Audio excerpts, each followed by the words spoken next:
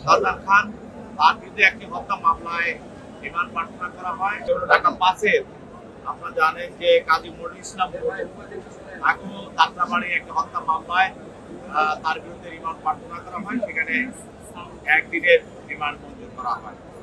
CMM আদালতে বৈষম্য বিরোধী ছাত্র আন্দোলনের বিভিন্ন হত্যা এবং হত্যা মামলা, হত্যা চেষ্টা মামলার বিশেষ করে আসামি ফ্যাসিস্ট হাসিনার অন্যতম সহযোগী সাবেক অবৈধ আইনমন্ত্রী আনিসুল হক, সালমান এফ রহমান এবং শাহজাহান খান এবং কয়েকজন এমপি এবিএম তাজুল ইসলাম এবং সালমান জাহান বাদশাহ সহ কয়েকজন নেতা কর্মীকে আজকে বিজ্ঞ আদালতে তদন্তকারী কর্মকর্তা বিভিন্নভাবে বিভিন্ন দরখাস্ত দিয়ে তাদেরকে গ্রেপ্তার দেখানো এবং রিমান্ড চেয়ে দরখাস্ত প্রদান করে।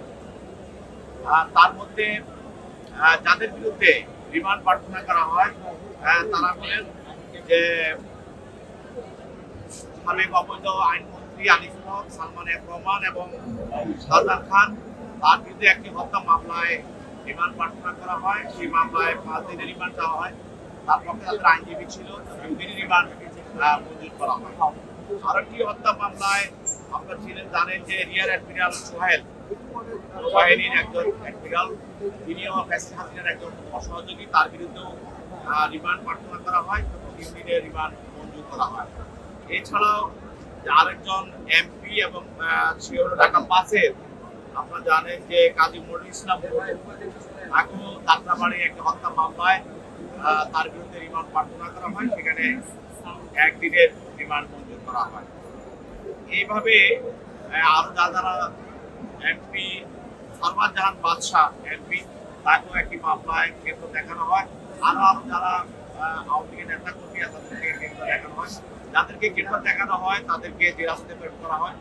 আর যাদের বিরুদ্ধে রিমান্ড মঞ্জুর করা হয় তাদেরকে জিজ্ঞাসাবাদ করার জন্য তদন্তকারী কর্মকর্তার কাছে তাদেরকে ন্যস্ত করা হয় জিজ্ঞাসাবাদ করার জন্য। এই ছিল ওর মোবাইলে দাও, ওর মোবাইলে দাও, ওর মোবাইলে দাও, ওর মোবাইলে দাও। ওকে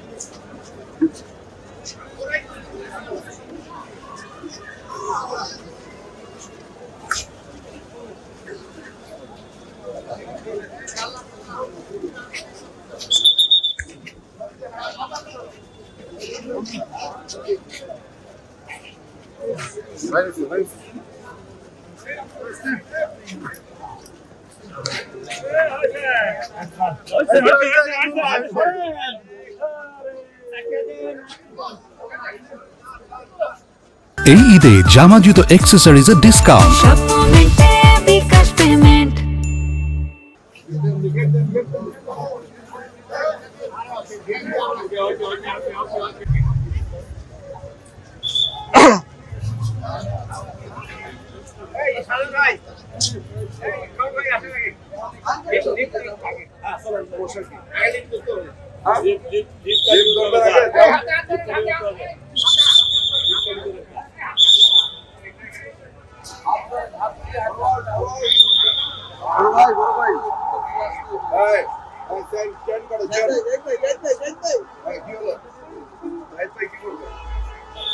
আমাদের একটু সুযোগ করে দিবে, এটাই চাচ্ছিলাম।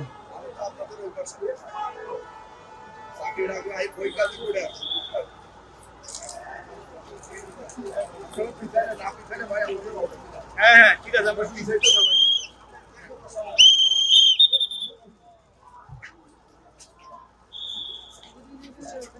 আমি কি কইছিলাম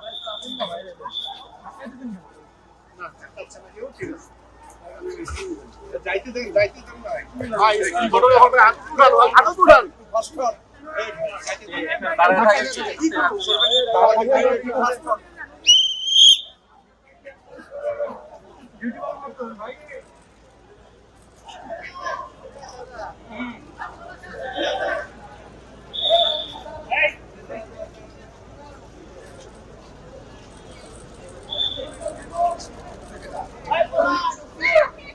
কেমন আছেন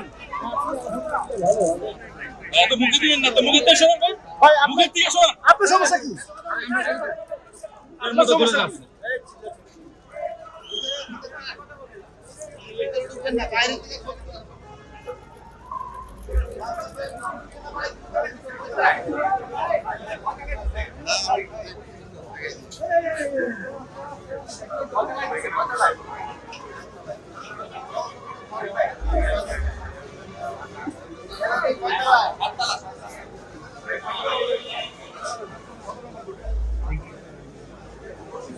কত নম্বর করে